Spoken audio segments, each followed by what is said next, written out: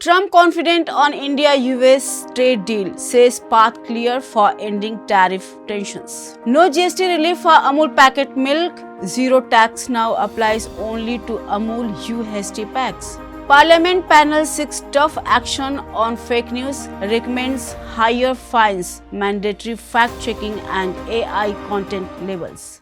Namaskar, welcome to HYBIZ. I am Sashira. You are watching Business Talk.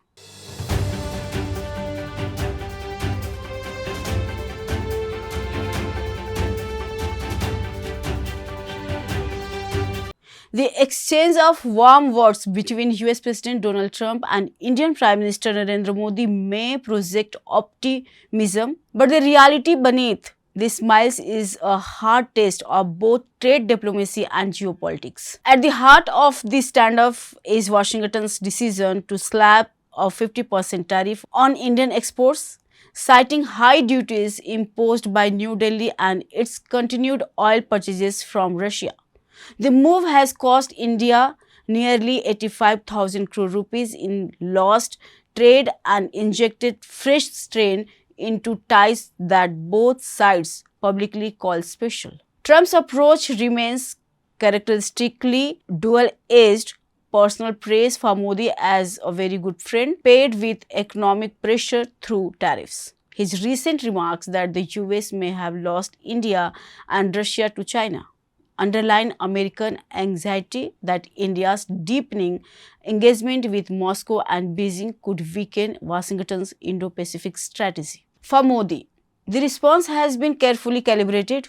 His message highlights India and the US as natural partners and stresses the limitless potential and trade cooperation, signaling that New Delhi wants talk to succeed without appearing to bow to US pressure. The outcome of these negotiations will be closely watched. A breakthrough deal could reset economic ties and reinforce India-US alignment in the face of China's rise. But if talks falter, India may lean more heavily on Russia and China, deepening the very geopolitical shift that Washington fears. In essence, the trade dispute is more than a clash over tariffs. It is a test of whether Washington and New Delhi can manage economic friction without undermining the strategic partnership that both leaders claim is vital for the future. From 22nd September, the new GST rates will start, but Amul pouch milk will not become cheaper. Gujarat Cooperation Marketing Federation Managing Director Jayan Mehta said that pouch milk already has zero GST, so its price will stay the same. Only ultra high temperature milk will become cheaper because the GST on it will drop from 5% to 0%. Earlier, some media reports had claimed that pouch milk prices would fall by 3 to 4 rupees per litre after the GST changes, but that is not true. UST milk is especially processed.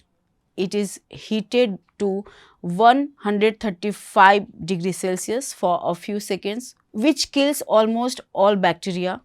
Then it is packed in special cartons like Tetra Pak, allowing it to stay fresh for many months without refrigeration. This makes it useful in places where fresh milk is hard to find. From 22nd September, the GST system will have only two slabs, 5% and 18%, instead of the current 4. Because of this, many everyday items like soap, shampoo, air conditioners and cars will become cheaper. This decision was made in the 56th GST Council meeting, and Finance Minister Nirmala Sitharaman announced it on 3 September. This change will reduce the burden on your wallet. Everyday goods, food items and small cars will become cheaper. The 18% tax on health insurance for individuals, families and seniors has been removed, making insurance more affordable and encouraging more people to buy it. Calling fake news a serious threat to democracy and law and order, the Parliament's Standing Committee has recommended strong action. The committee said every print, digital, and electronic media organization must have a fact-checking system and an internal Lokpal. It also suggested higher fines for those who spread fake news. The report, chaired by BJP MP Nishkant Dubey, was approved unanimously and handed to the Lok Sabha Speaker. It may be presented in the next Parliament session. The committee warned that fake news also damages the market and the reputation of the media.